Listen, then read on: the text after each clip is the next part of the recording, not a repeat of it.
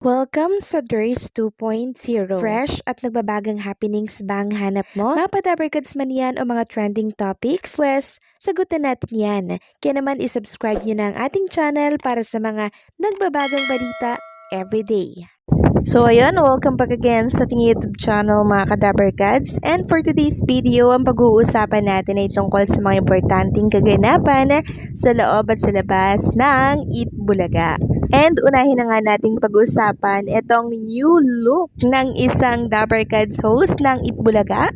Walang iba kundi po si Maine Mendoza. Nagulat nga po ang marami dahil sa new look ni Maine Mendoza nung araw po yan ng Sabado. Kasi yung dating itim niyang buhok, naging ash blondie po mga kadabarkads na siyang lalong nagpatingkad ng kagandahan ni Ma'am Maine Mendoza, no?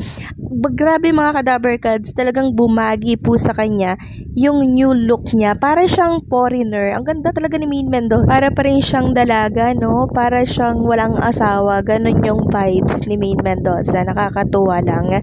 Kasi talaga namang kitang-kita at litaw na litaw yung pagka-pretty nitong si Maine Mendoza. Ang dami nga pong nag-comment dito sa post ng TBJ na page. Sa post nilang New Day, New Look. Bet nyo po ba yung new look ni Maine Mendoza? Or dun pa rin kayo sa walang kulay na hair niya?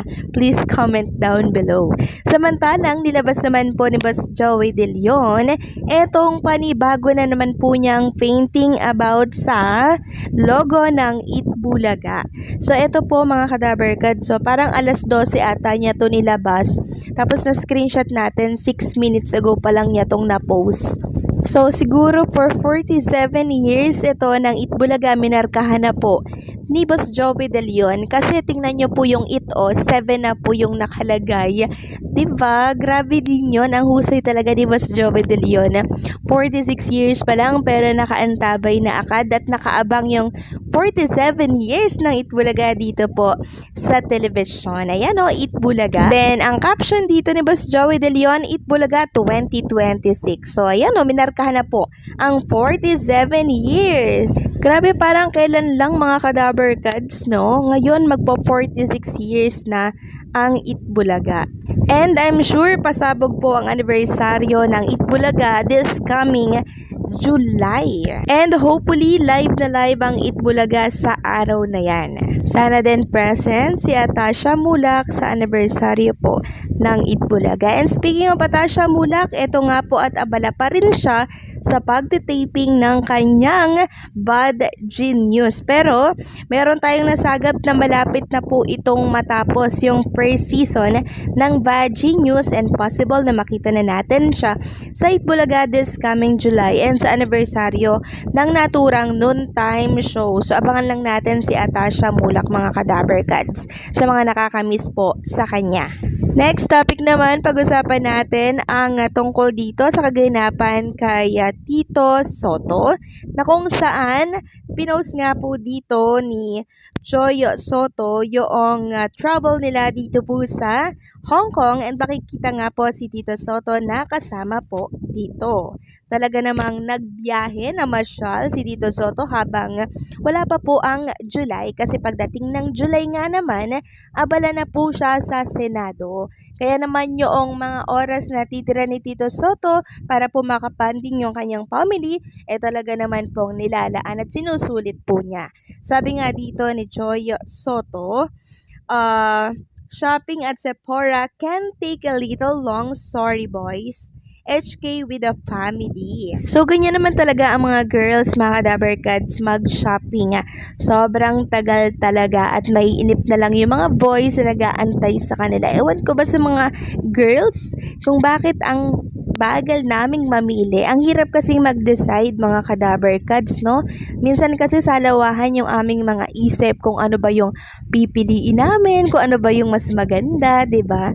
While sa mga boys, pag yun na lang yung gusto nila, yun na, kukunin na po nila yun.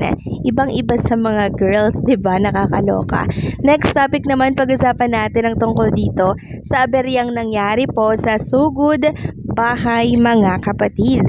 So, Nung pumasok na po kasi sila Jose, sila Paolo Ballesteros, and Wally Viola doon sa bahay, nung nasugod bahay ata nila, bigla pong nahulog mga Kadaver Cats nung umupo po doon sa upuan. Parang dumulas ata, no, doon sa semento yung upuan kaya nahulog. Pero si Jose Manalo po, chinek niya talaga yung upuan kasi talagang sanay na po siya dyan mga Kadaver Cats. Noon pa man talaga namang siya po ay laging nahuhulog. Ganon din si Wally Viola, nahulog din po yan, kaya sila meron na po silang parang defense para hindi ito mangyari ulit sa kanila.